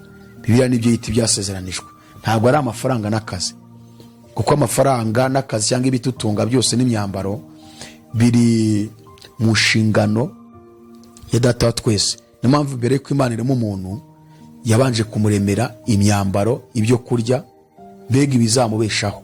Ntabwo Imana yaremye umuntu ngo ibone kurema ibimutunga. Bitubwira ko Imana yaremye isi ikamezamo ibintu byose, igashyiramo inyamaswa, ifata ingobyi iyimanura mu ijuru itereka mu burasirazuba bw'igihugu cyitwa Edeni, ifata umugezi wari muri Edeni, uruzi rwari muri Edeni ngo iruyobora muri ya ngobyi, rugezemo rwigabanyamo imigezi ine, ngo imezamo ibiti byose by'igikundiro byera imbuto ziribwa, ngo imezamo n'igiti cy'ubwenge bumenyesha icyiza n'ikibi, imezamo n'igiti cy'ubugingo, harimo n'inyamaswa, harimo n'amazi. Irangije irema Adamu imushyiramo, bukeye imuremera n'umufasha umukwiriye bashyiramo. Adamu na Eva ngo bambaraga ubusa, ariko ntibibone ko bambaye ubusa, kuko bari bambaye umwambaro witwa gukiranuka kw'Imana. Bivuga ngo umwambaro Imana yarabambitse cyangwa imyenda yabambitse ni ubwiza bwayo, gukiranuka kwayo. Ibyo kurya byari biriyo, imbuto bararyaga, amazi yari ahari. Ni ukuvuga ngo rero Adamu na Eva baremwe Imana amaze kubaremera bakwiriye. So ibintu bidutunga byose, ibitubeshaho, biri mu nshingano y'Imana, ntabwo ari isezerano Imana iduha, ntabwo biri mu masezerano Imana iduha. Kuko Yesu yaravuze ngo ni inyongezo, ni inyongezo. Ubutumwa bwiza bwanditswe na Matayo 6:33 yaravuze ngo ahubwo mubanze mushaka ubwami bw'Imana no gukiranuka kwayo, nibwo ibyo byose bizaza ari inyongezo. So iby'isi byose rero ni inyongezo. Ntabwo kubaho kwawe, kubaho kwanjye ari impanuka ku Mana. Mbere y'uko ubaho Imana yateguye uko uzabaho. Imyambaro uzambara niba ari toni zingahe simbizi, ariko Imana yateguye imyambaro uzambara. Niba ari amakamyo angana iki kuva ubayeho kugeza upfuye. Imana yateguye ibyo kurya uzarya, niba ari amatoni angana iki simbizi, kugeza uvuye mu mubiri. Imana yateguye ingendo uzakora. Imana yateguye aho uzatura, uko uzaryama, niba uzapfa ukodesha cyangwa niba uzapfa wubatse inzu yawe, niba uzatunga imodoka utazayitunga, byose yarabiteguye. Nta kintu rero twahinduraho. Ubuzima bwacu ntabwo kubaho kwacu ari impanuka, ntabwo byatunguye Imana, kuko niba umwana w'umuntu abasha guteganyiriza umwana wazabyara, ngira ngo iyi niyo systeme iri mu bihugu by'Uburayi na za Amerika ndetse na za Aziya, nta mubyeyi ubyara atabanje gutegura no guteganyira ibizatunga umwana we, amafaranga yo kwiga ku ishuri, ibyo azarya, azamufasha mu kwivuza n'ibindi. Yewe none se niba umuntu ategura ibyo ngibyo, Imana yo murumva umuntu yaremwa byayitunguye, ibanza gutegura plani, ibimufite muri plani, ibizamubeshaho byose, byose biba bihari. Impamvu igeze ibwira Yeremiya igice cya mbere umurongo wa 4 navuga ngo nakumenye narakurema mu nda ya nyoko mweza utaravuka, ngo nuko ngushyiraho kuba umuhanuzi uzahanurira amahanga. Urumva ko Imana yamumenye ataranaremwa mu nda ya nyina, irangije iranamweza atari yanavuka, ihita inamuha misiyo y'icyo agomba gukora, gushyiraho kuba umuhanuzi uhanurira amahanga. Rero ntabwo Imana yatungurwa no kubona ubayeho. So rero iby'isi byose biri mu nshingano y'Imana mu kudutunga. Ubutumwa bwiza bwa Yesu Kristo bwanditswe na Matayo 6:21 umurongo wa 31 haravuga ngo nuko nimukiganyire mugira ngo tuzarya iki, cyangwa muti tuzanywa iki, cyangwa muti tuzambara iki, kuko ibyo byose abapagani babishaka, ngo kandi so mu ijuru azi ko mubikwiriye byose. Ahubwo mubanze mushaka ubwami bw'Imana no gukiranuka kwayo, n'ibyo byose muzabyongererwa. Nimukiganye mugira muti tuzarya iki, cyangwa muti tuzanywa iki, cyangwa muti tuzambara iki, ngo kuko ibyo byose abapagani babishaka, ngo kandi so wo mu ijuru azi ko mubikwiriye byose. Urumva rero ibidutunga, imyambaro n'ibiki, biri mu nshingano. Ibi nzabigarukaho ndi ku nyisho za prosperity. Ibyo biri mu nshingano y'Imana, si ngombwa kubyizera, nta nubwo ari n'isezerano Imana iduha. Imana sijyana natwe mu kudusezeranya iby'isi, hoya. Rero ibyasezeranijwe hano Pawulo avuze mu Bagalatiya, aravuze ngo kugira ngo abizere bahabwe ibyasezeranijwe babiheshejwe no kwizera Yesu Kristo. Ibyasezeranijwe ni ubugingo buhoraho ndetse n'umwuka wera. Umwuka wera ni isezerano Imana yadusezeranije ko izaduha. Niyo mpamvu Yesu yabivuze muri Yohana igice cya 16 umurongo wa 7, ngo ni ngombwa ko ngenda ko nagenda umufasha atazaza umuringa, ariko ubwo nzagenda nzamuhereza. Ageze mu byakozwe n'intumwa igice cya 1 umurongo wa 4 baratubwira ngo nuko abateraniriza Yerusalemu abategeka kutavayo, atahubwo murinde ibyo datasezeranije ibyo yababwiye, ko Yohana bateshaga amazi, ariko mwebwe mu minsi mike muzabateshwa umwuka wera. Urumva ko ari isezerano Imana yaduhaye. Umwuka wera ni isezerano. Kabiri, ubugingo buhoraho ni isezerano. Ni isezerano. Iyo usomye mu rwandiko rwa Petero rwa kabiri, reka ndubasomere urwandiko rwa Petero rwa kabiri igice cya mbere umurongo wa kabiri, haravuze ngo ubuntu n'amahoro bigwire muri mwe mubeshwa no kumenya Imana na Yesu umwami wacu, kuko imbaraga z'ubumana bwayo zatugabiye ibintu byose bizana ubugingo no kubaha Imana, tubiheshejwe no kumenya neza uwaduhamagarishije ubwiza bwe n'ingeso ze nziza. Ibyo nibyo byatumye aduha ibyo yasezeranije by'igiciro cyinshi bikomeye cyane, kugira ngo bibatere gufatanya na kamere y'Imana, mumaze guhunga no gukira kononekara kwazanywe mu isi no kwifuza. Ni ukuvuga ngo ibyasezeranijwe by'igiciro cyinshi ni ubugingo buhoraho. Rero iby'Imana dusezeranije ni umwuka wera n'ubugingo. Petero aravuze rero ngo mbese ubwo bibaye bityo amategeko arwanya amasezerano y'Imana ntibikabeho, kuko iyo aba harabayeho amategeko abasha kubeshaho abantu gukiranuka kuba kwaraheshejwe nayo. Ariko ibyanditswe bivuga yuko byose byakingiraniwe gutwarwa n'ibyaha, kugira ngo abizera bahabwe ibyasezeranijwe babeshejwe no kwizera Yesu Kristo. 23 Icyakorwa kwizera kutaraza twarindirwaga tubohewe gutwarwa n'amategeko, dutegereje kwizera kwari kugiye guhishurwa. Ubwo nibwo buryo murongo 25 murongo 24 ndagira ngo twumvikaneho. Ubwo nibwo buryo amategeko yatubereye umushorera wo kutugeza kuri Kristo ngo dutsindishirizwe no kwizera. Ariko kwizera ko maze kuza twaba tugitwarwa na wa mushorera cyangwa se na ya mategeko. Ubwo nibwo buryo amategeko yatubereye umushorera wo kutugeza kuri Kristo, ariko kwizera ko maze kuza twaba tugitwarwa na wa mushorera. Noneho rero turi ku nyigisho ya mbere y'ikinyoma yazanywe n'abanyamahanga, kuko tubonye ko amategeko yahawe ishyanga rya Isiraheli ari Mose yabahaye, ariko nabo bayahabwa kugira ngo ababere igicucu cy'umubiri wa Yesu, ababere ishusho y'umubiri wa Yesu, ababere umushorera ubageza kuri Kristo, kugira ngo Kristo naza bazatsindishirizwa no kwizera, beko batagitwarwa na wa mushorera cyangwa na ya mategeko. Icyitonderwa rero, niyo mpamvu Yesu amaze kuza abayahudi banze kumwakira ngo bamwizere. Benshi nubwo harimo bamwizeye, bakomeza kugumana n'umushorera cyangwa n'umurezi, mu Kirundi niko bavuga, ngo ari gukomeza kubarera kandi nyir'ubwite yiyiziye. Papa wabo, umubyeyi wabo yaje, ariko banga umubyeyi bagumana n'umurezi. Banga nyir'ubwite bagumana n'umushorera cyangwa umuyobozi wabayoboraga bageza kuri Kristo. Niyo mpamvu Pawulo asobanura urwandiko rw'Abaroma igice cya 9 n'icya 10 n'icya 11 yari gusobanura iherezo ry'Abisiraheli n'amahirwe bivukije kuko banze kwakira Yesu. Ageze ku gice cya 10 mu Baroma kuva ku murongo wa 1 kugeza ku murongo wa 4, yarababwiye ngo bene data, icyo umutima wanjye wifuza nicyo nsabira Abisiraheli bose, ni ukugira ngo bakizwe. Ndabahamya yuko bafite ishyaka ry'Imana ariko itava mu bwenge. Iyo bavuze ubwenge bashatse kuba Kristo, ko Yesu niwe bwenge bw'Imana bwahishwe. Nshobora kugira ishyaka ryo gukorera Imana ariko ridaturutse mu bwenge, mu yandi magambo ridaturutse mu kwizera Yesu Kristo. Hari abantu bashaka gukorera Imana, urugero nka Islam, bagira ishyaka ryo gukorera Imana cyane. Iryo shyaka ntabwo riva mu bwenge, kuko ntabwo bizeye Yesu Kristo, kuko Yesu niwe bwenge bw'Imana bwahishwe. Niko batubwira mu Bakolosayi.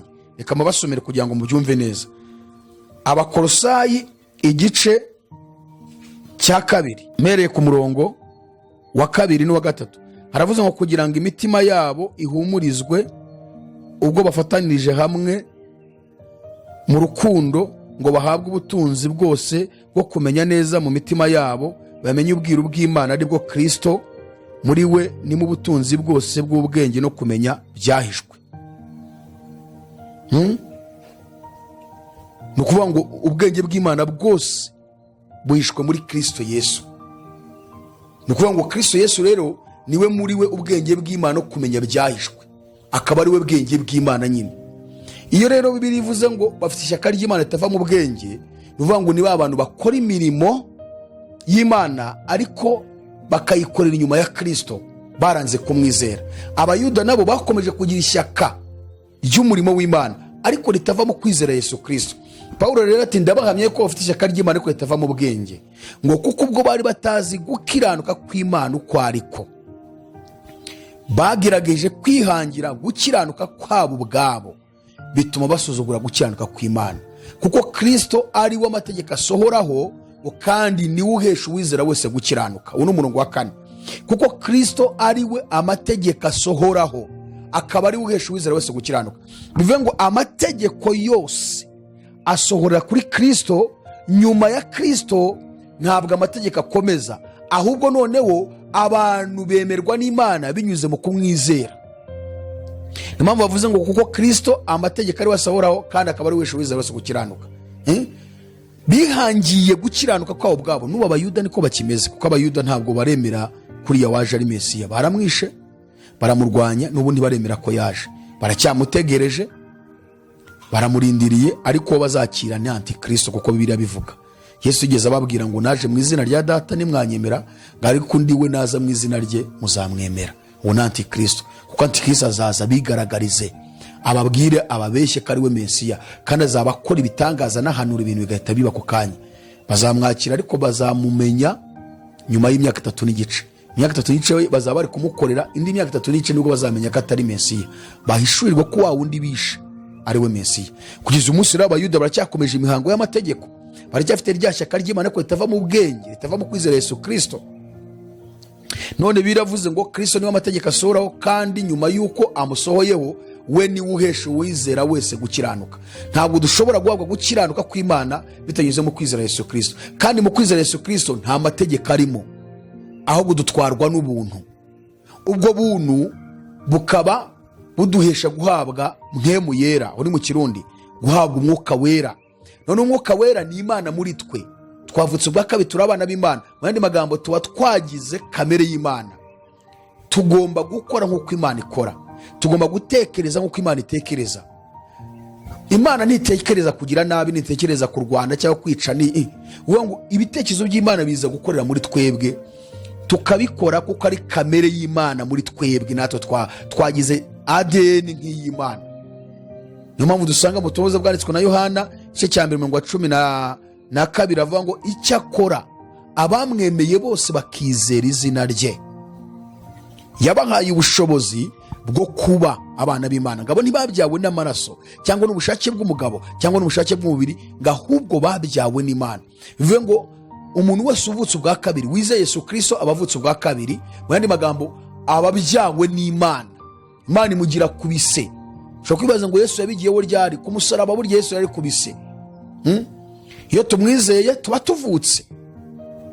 Ukuvuga ngo ADN yacu n'iy'Imana ni kimwe. Niyo mpamvu kamere y'Imana muri twe, character z'Imana muri twe, ntabwo tuyoborwa n'amategeko mu buntu, tuyoborwa n'ubuntu n'umwuka wera w'Imana. Ibitekerezo by'Imana, imitekerereze y'Imana, karagiteri z'Imana, byose bikaba biri muri twebwe. So rero amategeko n'ibyahanuwe, iyo usomye mu butumwa bwiza bwa Yesu Kristo bwanditswe na Matayo 11 umurongo wa 13, haravuze ngo kuko abahanuzi bose n'amategeko byahanuye kugeza igihe cya Yohana. Hariho ka virgule. Amategeko n'ibyahanuwe byahanuye kugeza mu gihe cya Yohana. Yohana uvuzwa hanini ni Yohana Batista, ari we wabatije Yesu. Ni ukuvuga ngo Yohana niwe wasozanije n'amategeko n'ibyahanuwe. Ikirenge kimwe kirangira mu mategeko n'ibyahanuwe, ikindi kigatangirira mu isezerano rishya ry'ubuntu ry'amaraso Yesu Kristo. Amategeko n'ibyahanuwe Yesu aje kubisohoza Yohana ubwo yamubatizaga. Ngashyire mu bikorwa icyo amategeko yamuvugagaho, kuko twabonye ko amategeko yari ishusho y'umubiri wa Yesu. Mu yandi magambo yari ifoto. Kabiri, yari igicucu ngo cy'umubiri wa Yesu, twabisomye. Gatatu, yari umushorera cyangwa umurezi utugeza kuri Kristo. Yesu amaze kuza rero, kuki ukomeza kuguma ku gicucu? Yesu amaze kuza rero, kuki ukomeza kureba ifoto ye? akaba ariyo ukomeza kureba kandi nyir'ubwite yaraje.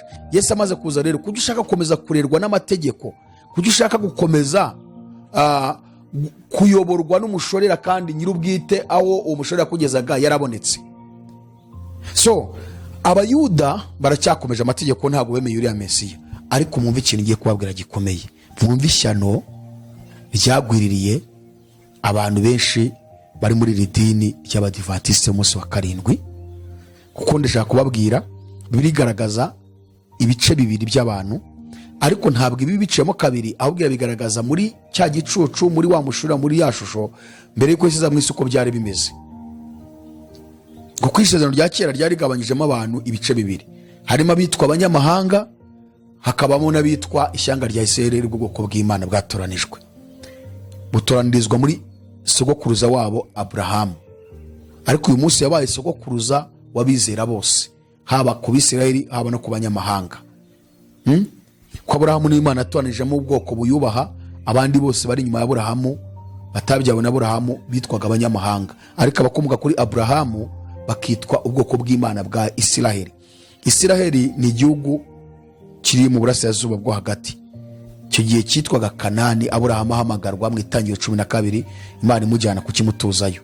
Aburahamu rero abyara Isaka, Isaka abyara Yakobo. Yakobo akaba ari Imana yise izina ngo ni Isirayeli. Yakobo rero yabyaye abana 12, abahungu 12 n'umukobwa umwe witwaga Dina. Gituma tuvuga abahungu cyane, Bibiliya mu Isezerano rya kera ntigaruka ku gitsina gore, ariko yabyaye n'umukobwa witwa Dina, bari 13. Noneho rero atura mu gihugu cyitwa Kanani. Imana yarasezeranyije sekuruza we Aburahamu. Icyo gihugu cyitirirwa izina rye, cyitwa Isiraheli. Niyo mpamvu ujya wumva ngo Abisiraheli, cyangwa mu gihugu cya Isiraheli, gihugu cya Yakobo. So abo nibo bitwaga ubwoko bw'Imana. Abandi bose batakomoka kuri Aburahamu ni abanyamahanga. Noneho rero amategeko yahawe bariya kugira ngo ababere igicucu, ababere umushorera, ababere ifoto byose birebana na Yesu. Noneho Yesu naza we bari we bazakira, kuko ari we byashushanyaga, ari we byahishuraga, ari we byasemborezaga. Amategeko, abahanuzi ibyo bahanuye byose byasemborezaga Kristo Mesiya, ngo naza bahita ari we bizera, bumve noneho amabwiriza baha dusanga mu Isezerano Rishya. Baramwanga. Abavuga Pawulo agarutse mu Baroma 10:1 kugeza ku 4 ati, bene data, icyo umutima wanjye wifuza ari nacyo sabira Abisirayeli bose, ni ukugira ngo bakizwe. Ndahamya yuko bafite ishyaka ry'Imana ko ritava mu bwenge, kuko ubwo bari batazi gukiranuka kw'Imana uko ariko bagerageje kwihangira gukiranuka kwabo ubwabo. Bibiliya yivuze gukiranuka kw'Imana, Yesu niwe witwa gukiranuka kw'Imana.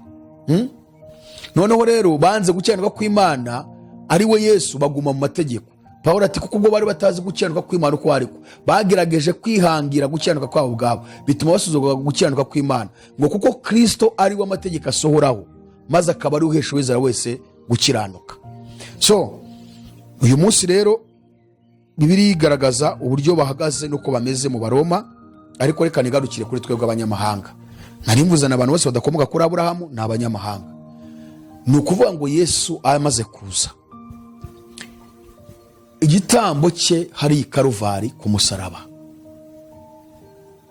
abambwa hagati y'ijuru n'isi, avumwa n'abo yaremwe, cyaje guhuza Isiraheli, bene Aburahamu mu mubiri, ndetse n'abanyamahanga badakomoka kuri Aburahamu. Twese binyuze mu kumwizera tukaba dufite umugisha wa Aburahamu wizeye Uwiteka bimuhanizwa no gukiranuka. Mu yandi magambo, yaba Isiraheli bakomoka kuri Aburahamu mu mubiri, natwe abanyamahanga tudakomoka kuri Aburahamu, iyo twizeye Yesu Kristo duhinduka Isiraheli yo mu mwuka, tugahabwa umugisha wa Aburahamu nk'uko Imana yarabimusezeranije mu Itangiriro 12:1 kugeza ku 3. Kuko yaramubwiye ko ibintu 7 yari yaramusezeranije imuhamagara. Yaramubwiye ngo Aburahamu, siga umuryango wawe n'inzu yawe ujye mu gihugu nzakwereka. Imubwira umugisha urimo ibintu 7. Uyu mugisha urimo ibintu 7, icya 7 kirerekeza noneho ku banyamahanga, kikarekeza kuri Yesu uzaza guhuza Isirayeli n'abanyamahanga. Yaramubwiye ngo imuka isiga umuryango wawe n'inzu yawe ujye mu gihugu nzakwereka. Nuramuka unyumviye Aburahamu, icya mbere nzaguhindura ubwoko bukomeye, icya 2 nzaguha umugisha,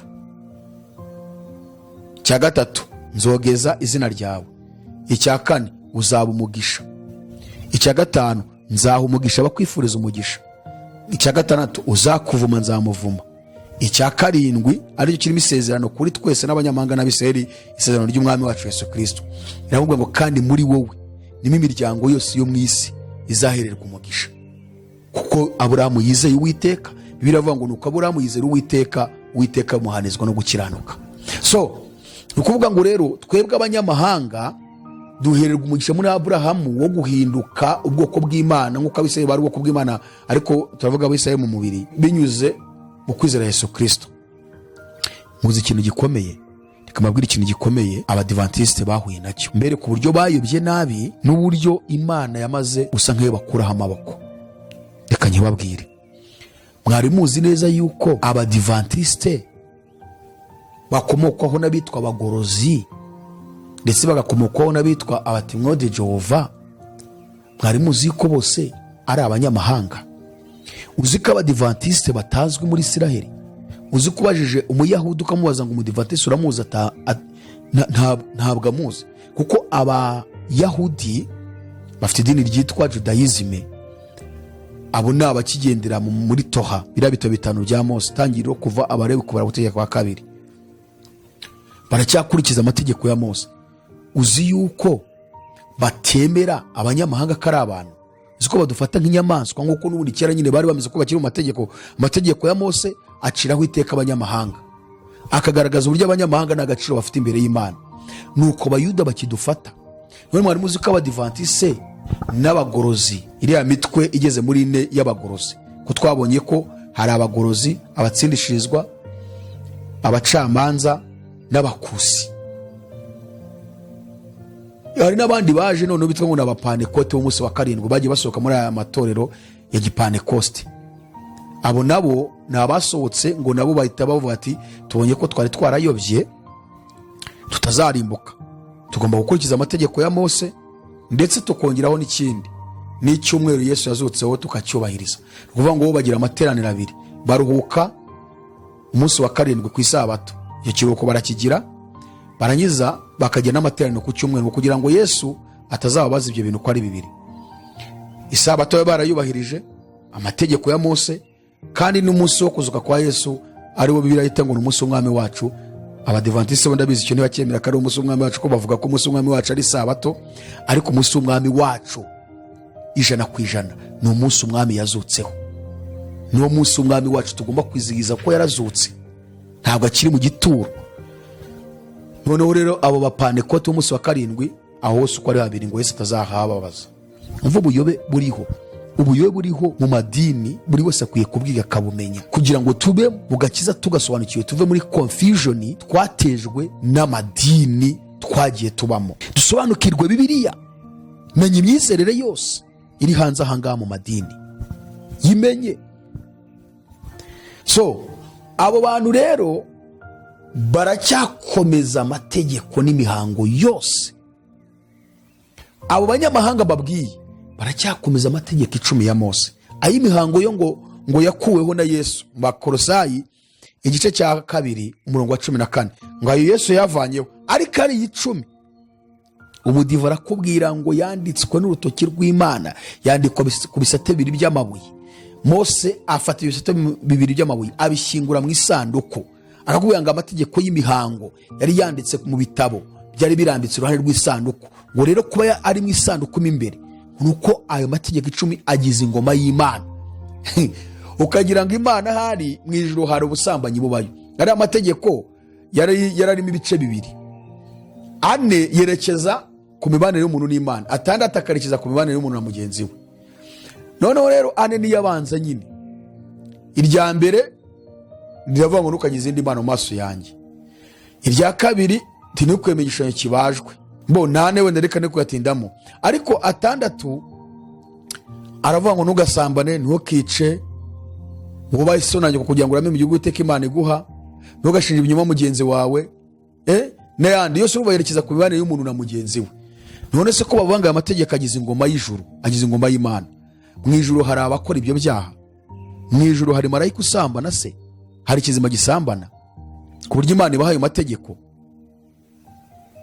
mu ijuru hari ibyaha bibayo, mu ijuru hari uwica, mu ijuru hari utukana, mu ijuru hari umuntu ugira umubyeyi we uko Imana yavuze ngo basonanye kugira ngo uramire mu gihugu iteka Imana yawe guha. Ubuyobe bukomeye cyane bw'iri dini, bayobye nabi, kandi nibatahindukira ngo bave mu myizere bahawe n'abafondateri batangiranye na Ellen G. White muri Amerika, bakandika ibitabo byinshi byo kubayobya, nabo bazarimbuka. Turaburira abantu bari muri iri dini y'Abadventiste ndetse n'abari mu idini y'abagorozi guhindukira mukava mu mategeko mukizera ubuntu mugatsindishirizwa no kwizera kuko ubuntu bw'Imana bw'Umwami wacu Yesu Kristo. Aba rero ni abanyamahanga. Umuyuda ntabemera kuko umuyuda ntago atwemera ko twebwe turi ubwoko bw'Imana. Abayuda badufata nk'inyamaswa nk'ibindi bintu, kandi cyitonderwa, abayuda bakomeza amategeko yose, yaba y'imihango yaba ari iy'icumi, nta na rimwe basigaza kuko bategereje Mesiya uzaza, baracyayubahiriza.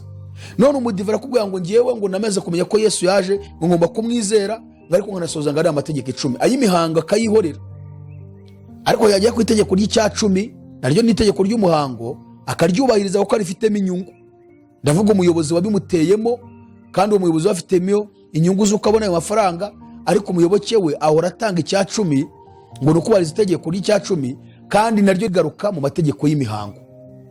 Ariko bagize akavanga amategeko y'imihango ngo Imana ngo Yesu yakuriyeho ku musaraba, urwandiko rwaturegaga ngo rw'amategeko y'imihango ngo rwavuyeho. Niba rwaravuyeho, kuki mwigisha itegeko ry'Icyacumi mugafata ari 10 ukavuga ngo yanditswe n'urutoki rw'Imana ngandi n'ay'imihango, ariko mwagaruka mu y'imihango mugashaka mukarubanuramo ayababyarira inyungu itegeko ry'Icyacumi? Murumva uburiganya burimo ahangaha muri iyi myizerere iri hanze ahangaha, mwayumvise? Noneho umudivantiste ni umunyamahanga, nta nubwo ari n'umuyuda deja. Abayuda baracyakomeza amategeko yabo ko batemera Mesiya. None umudive we yemera ko Mesiya yaje, akemera ko yapfuye akazuka, ariko aracyakomeza amategeko, yarangiza ngo akanizera. Mu yandi magambo, uko abayuda bishe Yesu, kuko hari ibintu bibiri abayuda bice Yesu, ni ibintu bibiri bigaragaza. Icya mbere, bamwiciye ko yakizaga abantu ku isabato. Icyo barakimuhoye, bati oya, ntabwo ukwiriye kubaho kuko ni ibimenyetso n'ibitangaza ku isabato, uziruye isabato. Icya kabiri, bamuhoye ngo nuko yigereranya nk'Imana, akiyita umwana w'Imana. Ibyo nibyo bamuhoye. Ntibemera ko ari umwana w'Imana waje kubakiza, kandi yaviyoye isabato yabo, itegeko rya 4 ry'isabato, baramwica bamuhoye ibyo. None umudive nawe aracyakomeza ya mategeko bifashishije mu kwica umwana w'Imana, bakanga kumwizera. Bivuye ngo umudive, umugorozi, n'abantu bantu bitwa ngo n'abapantekote b'umunsi wa 7, abantu mwese mwagarutse mu mategeko Mose yahawe ku musozi wa Sinayi, akayaha ishyanga rya Isiraheli, mukamuyaziriza muri abanyamahanga. Ni ikimenyetso, ni igihamya cy'uko mwamaze gushyigikira no kwemeranya n'abayuda yuko ibyo bakoreye Yesu ari ukuri. Mu yandi magambo, murabashyigikiye, murabafashije mu guhamya yuko uriya atari Mesiya koko, kandi mukongera mukabeshya ngo muramwemera.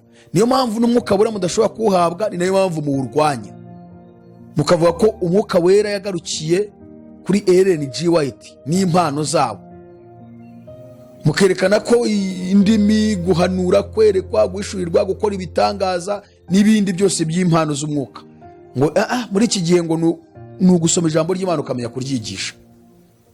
Ariko si cyitonderwa, Yakobo yaravuze ngo umuntu wishe itegeko rimwe muri aya ngo yose aba yishe.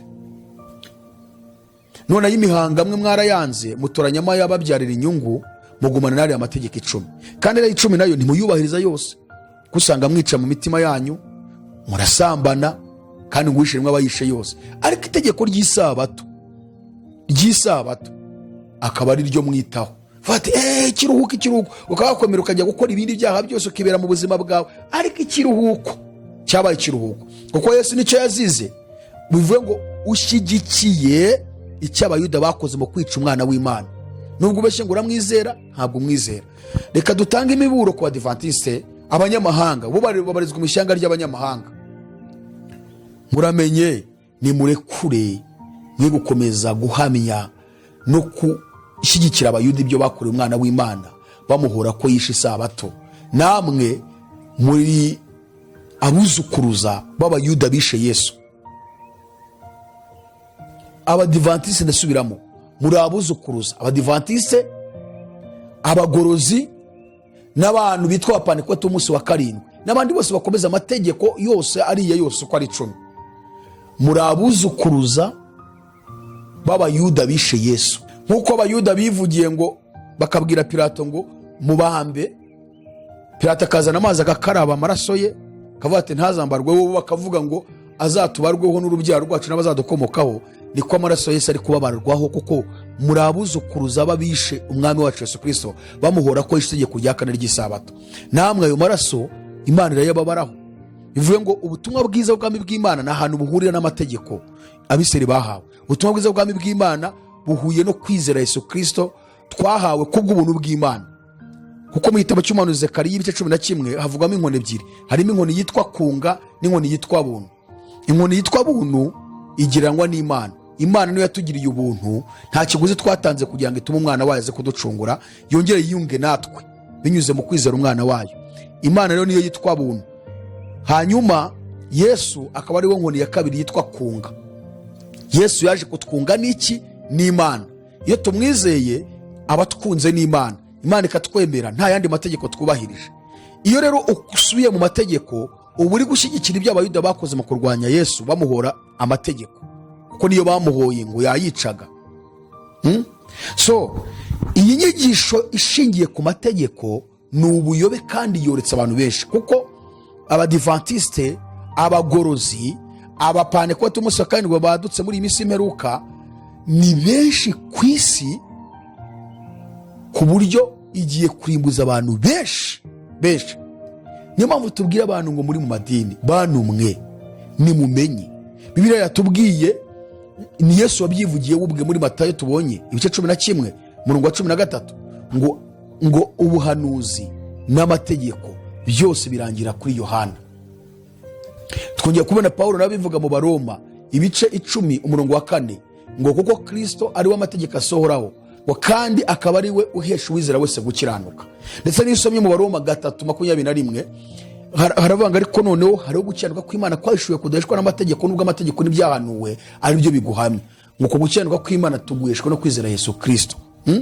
So kuki abantu banga kwizera Yesu Kristo ngo bagende bari proud yabyo, kuko baba bakiriye kamere n'imiterere by'Imana bigiye kubafasha kuba mu buzima bwo kubaha Imana batakuza ibyaha, bagakomeza kwanga kuvuka ubwa kabiri, bakavuga ngo tuzakomeza kuba imbata tuyoborwe n'amategeko, tuzakomeza kuba abakozi, abagaragu tuyoborwe n'amategeko y'Imana.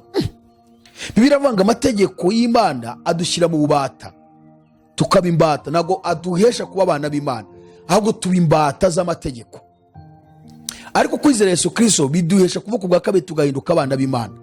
None abantu bagumye mu bubata bw'amategeko bakomeza kuba imbata kandi bakabeshya ngo bizera Yesu Kristo. Abadivantiste, abagorozi, abapantekote b'umunsi wa karindwi n'abandi bose bubahiriza amategeko yose yari 10 tubona hariya, nako si banayubahiriza ko kuyubahiriza byarabananiye, ahubwo bakiyemera nk'abahesha gakiza. Navuga ngo mwese muracyari imbata z'amategeko, muracyari inyuma yo kwizera Yesu Kristo, kandi nimudahindukira ngo muri kure mwakire Yesu Kristo muzarimbuka. Aho nsoreje nuko amategeko atubwira abo yahawe, kandi twebwe abana b'Imana ntabwo bitureba. Turasoma mu rwandiko rwa Timoteyo, rwandiko Paulo yandikiye Timoteyo, rwa mbere igice cya mbere murongo wa 8 kugeza ku murongo wa 11. Mwumva abantu bahawe amategeko, urebe niba nawe wisanga muri abo ngabo. Murongo wa 9 haravuze ngo kandi tuzi ko amategeko atashyiriweho umukiranutsi. Umukiranutsi ninde? Bibiliya itubwiye mu Baroma 3:21 yavuze ngo ariko noneho hariho gukiranuka kwahishuwe kudaheshwa n'amategeko, nubwo amategeko n'ibyahanuwe ari byo biguhamye. Ngo uko gukiranuka kw'Imana tuguheshwa no kwizera Yesu Kristo. Ni ukuvuga ngo hano baravuze ngo kandi tuzi ko amategeko atashyiriweho abakiranutsi. Umuntu wese wizera Yesu Kristo aba ari umukiranutsi. Abaroma 10 kandi niko batubwiye ngo kuko Kristo ari we amategeko asohoraho kandi akaba ari we uhesha uwizera wese gukiranuka. Umuntu rero wamaze kwizera Yesu Kristo ni umukiranutsi. None ngo kandi tuzi ko amategeko atashyiriweho abakiranutsi. Kuki ukomeza kuzirikana amategeko kandi atarashyiriweho abakiranutsi? Niba uzi ko wizera Yesu Kristo ukaba wemera ko umukiranutsi, kuki ukomeza kuba mu mategeko kandi amategeko ataragushyiriweho? Amategeko ntabwo areba abakiranutsi, kuko abakiranutsi ni abavutse ubwa kabiri, bayoborwa na karagiteri. Mu yandi magambo bafite karagita z'Imana muri bo, ntabwo bari amategeko, ahubwo karagiteri z'Imana ziri muri bo kuko ni abana b'Imana. Bajya bavuga ngo imfizi y'intama itendera nka se. Mu yandi magambo, niba turi abana b'Imana, ubumana buturimo, karagiteri z'Imana zikura muri twebwe, tutiriwe duhabwa amategeko. Ninde wababwiye ko umwana mu rugo ahabwa amategeko? Ntabwo umwana mu rugo ahabwa amategeko. Umwana mu rugo akora ibintu byose mu mudendezo kandi bimworoheye bitanamuvuna, nta mategeko ahawe n'ababyeyi. Kuko abazi ko akorera iwabo, ni umugabane w'iwabo, nibye niwe n'ubundi zabiragwa nibye. Kandi tuzi ko amategeko atashyiriweho umukiranutsi keretse aba bakurikira. Umva rero amategeko abo yahawe: keretse abagome n'ibigande n'abatubaha Imana n'abanyabyaha n'abatarabera n'abatita ku by'Imana n'abakubita abase na ba nyina n'abicanyi n'abasambanyi n'abagabo bendana n'abanyaga abantu bakabagura n'ababeshyi n'abarahira ibinyoma n'ibindi byose bidahura n'inyigisho nzima zihuje n'ubutumwa bwiza bw'ubwami bw'Imana ihimbazwa ubwo nahawe. Mwumvishe abantu amategeko yahawe, mwumvishe abari bo. Niba rero ugishaka gukurikiza amategeko uvuga ngo wizeye Yesu, uracyabarizwa muri kategori y'aba bantu batubwiye. Niba uri umudivantiste ukaba uri umupantekote w'umunsi wa karindwi uvuga ngo nanjye nzakurikiza umunsi wa karindwi, ukaba uri muri abadivantiste basohotse idini y'abadivantiste ariko bakurikiza ibitabo bya Ellen G. White, abadivantiste ngo nabo babaye ngo bifatanyije n'inyamaswa ngo n'ubupapa, nawe ukaba waravuyemo ariko ukaba ukiyoborwa n'ibitabo bya Ellen G. White, ukaba uri umugorozi ubarizwa muri ya mitwe y'abagorozi, uracyabarizwa muri iki cyiciro cy'aba bantu tubonye bahawe amategeko. Ntabwo uraba umukiranutsi, uravuka ubwa kabiri. Rero ubwo kibarizwa aha ngaha uzarimbuka, kuko aba bantu bavuzwa baravuze ngo keretse abagome nta mugome uzajya mu ijuru, kabiri n'ibigande nta bigande bizajya mu ijuru, gatatu n'abatubaha Imana ntabwo abatubaha Imana bazajya mu ijuru, kane ngo n'abanyabyaha ntibazajya mu ijuru, gatanu abatarabera ntibazajya mu ijuru, gatandatu n'abatita ku by'Imana ntibazajya mu ijuru, karindwi n'abakubita abase na ba nyina ntibazajya mu ijuru, umunani n'abicanyi ntibazajya mu ijuru, icyenda n'abasambanyi ntibazajya mu ijuru, n'abagabo bendana ubwo n'abatinganyi ntibazajya mu ijuru, n'abanyaga abantu ntibazajya mu ijuru. Ibyo byose nyine abo ntibazajya mu ijuru kuko baracyayoborwa n'amategeko, bacyari bateze amategeko. Umukiranutsi n'uwavutse ubwa kabiri. Reka duhe imiburo aba bantu rero.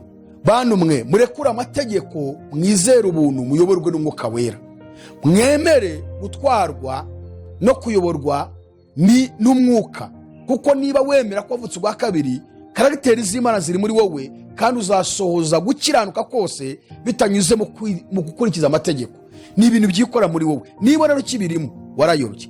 Nagira ngo mbwire abantu bose bari mu idini y'abadivantiste, abagorozi n'abandi, iyi ni inyigisho y'ikinyoma ifite influence hano ku isi kandi yigaruriye abantu benshi. Abantu benshi bakaba barimo kwirukankanwa bajyanwa kurimbuka, nyamara bazi ngo barakijijwe. Murekure, rekura izo nyigisho zivemo, uva imbere yabo bigisha bakwigisha ibyo ngibyo. Kuko niba ukizikurikiza ukaba uzakira mu bitekerezo byawe, wirukanye Imana muri wowe. Yesu ntabwo ari abo wawe, ntabwo uramwizera. Murekure, iyi ni inyigisho y'ikinyoma yoretse abantu. Reka dusoreze aha.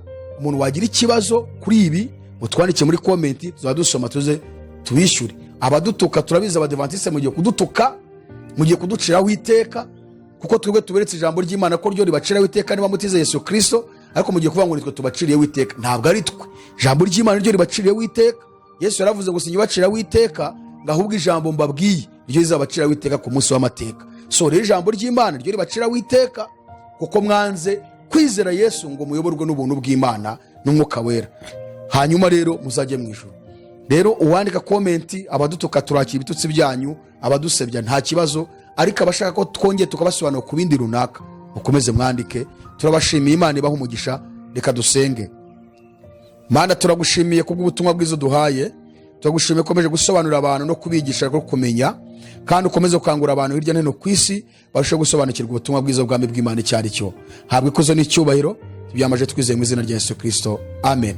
Turabashimiye mwese, ukomeze kubana natwe kandi musharinga ubutumwa bwiza, amen. Shalom shalom.